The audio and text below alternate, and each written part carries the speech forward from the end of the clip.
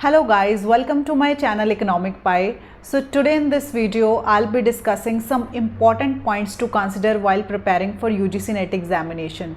So कुछ ऐसे points होते हैं जो कि students UGC NET examination की preparation करते टाइम कंसिडर नहीं करते हैं और जिसकी वजह से वो वन आफ्टर अनदर अटैम्प्ट देते ही रहते हैं बट एग्ज़ाम क्लियर नहीं होता है। तो इससे रिलेटेड ही कुछ पॉइंट्स मैं आज आपके साथ डिस्कस करने वाली हूँ।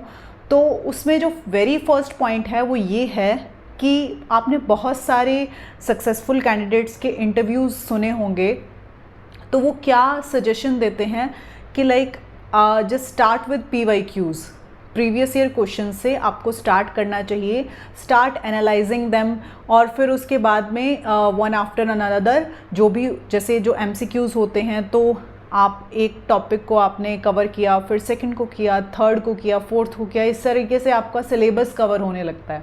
Okay, but I don't think so that this is the right approach, क्योंकि जो स्टूडेंट्स आपको ये सजेशन दे रहे हैं they might be wonderful students, और मे भी ऐसा हो सकता है कि उन्होंने अपना UG और PG सिर्फ और सिर्फ मार्क्स ऑब्टेन करने के लिए नहीं किया है, उनके जो बेसिक कॉन्सेप्चुअल अंडरस्टैंडिंग है that is very strong. Okay, उनके बेसिक्स बहुत अच्छे हैं। क्योंकि क्या होता है कि कुछ स्टूडेंट्स ऐसे भी होते हैं जो कि just for the sake of getting scores वो क्या करते हैं, सिर्फ और सिर्फ वो वाले क्वेश्चंस कर लेते हैं। अच्छा, जो लास्ट ईयर आया था कुछ ऐसे क्वेश्चंस कर लेते हैं जिससे मैं पेपर में पास हो जाऊं या फिर मेरे इतने इतने परसेंट बन जाएं। ओके, तो ऐसा भी होता है, UG PG में स्टूडेंट्स ऐसा भी करते हैं। तो अगर आपने कुछ ऐसे कॉन्सेप्ट्स को मिस आउट किया है जो आपको कर लेना चाहिए था, बिकॉज जो ये UGC NET का जो सिलेबस है that is like so vast. Okay, under the sky any kind of question can be asked from you. तो इसमें ऐसा नहीं होता यूनिवर्सिटी के सिलेबस के हिसाब से या फिर किसी भी कॉलेज में जो आपने स्टडी करी है तो कि आपके पास ये वाले टॉपिक्स हैं, लिमिटेड वही आएगा। इसलिए मैं आपको बोल रही हूँ कि आपको क्या करना है कि सबसे पहले जो आपके बेसिक्स हैं, गेट योर बेसिक्स मास्टर्ड, उसके बाद में आप PYQs करिए। ओके, अब यहीं से मेरा जो सेकंड पॉइंट है दैट इज़ रिलेटेड कि आपको जो अपने रिसोर्सेज हैं उनको लिमिटेड रखना है। ऐसा नहीं है कि आपने एक टॉपिक के लिए 10 जगह से पढ़ लिया, या फिर आप ये बोल सकते हो कि अच्छा माइक्रो इकोनॉमिक्स है तो उसके लिए मैं स्पेसिफिकली यहाँ पे I will be talking about economics because that is my subject, so I will be talking about that. आप इसको दूसरे सब्जेक्ट्स के लिए भी कंसिडर कर सकते हैं कि जैसे माइक्रो इकोनॉमिक्स है तो माइक्रो इकोनॉमिक्स के लिए आप 10 बुक्स पढ़ने की बजाय आप उसके लिए सिर्फ एक बुक पढ़िए और उसको 10 बार रिवाइज़ कीजिए, because revision is really very must in this examination. क्योंकि अगर आप उसको बार बार रिवाइज़ करेंगे तभी आपको एग्जामिनेशन में आपको कुछ याद रह पाएगा। और थर्ड मिस्टेक जो कि स्टूडेंट्स बहुत ज़्यादा करते हैं और बहुत सारे सक्सेसफुल कैंडिडेट्स ये कहते हुए सुने गए हैं कि लाइक आप जिस यूनिट्स में स्ट्रॉन्ग हो आप वो करो और जो आपको जो यूनिट आपकी वीक है, जो आपको नहीं आती है, उसको आप स्किप कर दो। बट ये ऐसा नहीं है अब, क्योंकि पहले क्या होता था कि स्टूडेंट्स यही करते थे कि जो स्ट्रॉन्ग हैं वो कर लिए हैं हमने यूनिट्स। और इकोनॉमिक्स में अगर मैं स्पेसिफिकली बात करूँ तो लोग जो स्टूडेंट्स हैं वो क्या करते हैं कि मैथमेटिक्स हो गया, इकोनोमेट्रिक्स है और स्टैटिस्टिक्स है, इनको वो स्किप कर देते हैं, या फिर कोई एक आधा जो भी लाइक मैथमेटिक्स को स्किप कर दिया। ओके, बाकी यूनिट्स जो स्ट्रॉन्ग हैं वो कर लिए। ऐसा नहीं करना है आपको, क्योंकि अभी क्या है UGC का जो पैटर्न है जो क्वेश्चंस पूछने का वो ऐसा नहीं रह गया है कि आपको इस यूनिट से स्पेसिफिकली इतने ही क्वेश्चन पूछे जाएंगे और इस यूनिट से इतने ही पूछे जाएंगे। समटाइम्स ये भी हो रहा है कि किसी यूनिट से तो कुछ भी क्वेश्चन नहीं आ रहा है और किसी यूनिट से बहुत ज़्यादा क्वेश्चंस पूछे जा रहे हैं। जो मेन यूनिट्स कंसिडर किए गए हैं, बाय द वे वैसे मेन यूनिट्स कुछ है नहीं है, बट माइक्रो मैक्रो जो है वो आपका बेस है। ओके, ये आपका स्ट्रॉन्ग होना बहुत ज़रूरी है।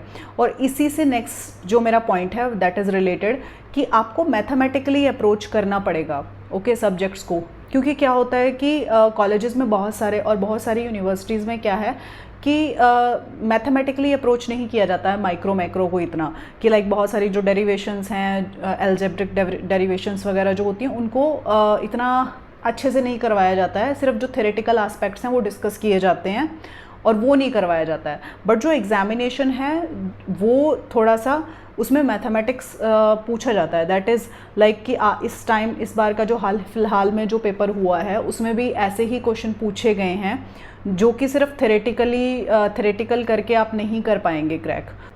तो आपको मैथमेटिकली अप्रोच करना ही पड़ेगा पेपर को।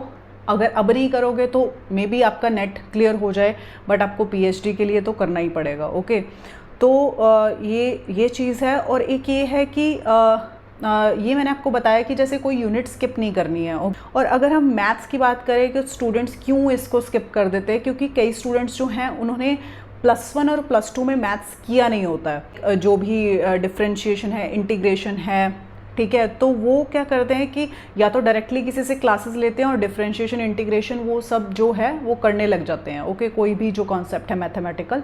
बट अगर आपके बेसिक्स क्लियर नहीं है तो आप वो नहीं कर पाएंगे। आपने ग्रेजुएशन में नहीं किया है या पोस्ट ग्रेजुएशन में नहीं किया है मैथ्स, तो आपको एक बार बेसिक क्लासेस उसकी जो हैं वो ले लेनी चाहिए। ओके, क्योंकि अगर आप बेसिक क्लासेस ले लेंगे तो आपको वो अच्छे से अंडरस्टैंड हो जाएगा।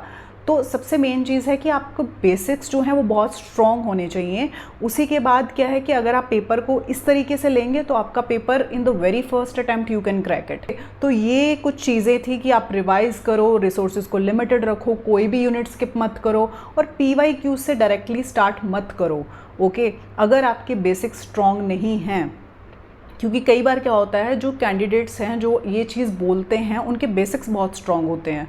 तो आपको ये चीज़ें जो हैं अगर आप इन चीज़ों का ध्यान रखेंगे और उसके बाद में अगर आप उसको पेपर को अब इस तरीके से लेंगे कि हाँ हमको बेसिक्स स्ट्रॉन्ग करने हैं उसके बाद।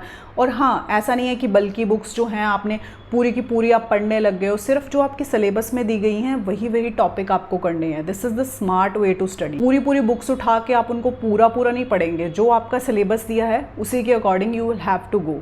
Okay, so these were the points which I thought that I should share with you all because I thought that it is worth sharing कि अगर ये वाली चीज़ें मैं आपके साथ शेयर करती हूँ तो मे बी आपका जो एग्जामिनेशन है that will go so smooth. Thank you for watching this video.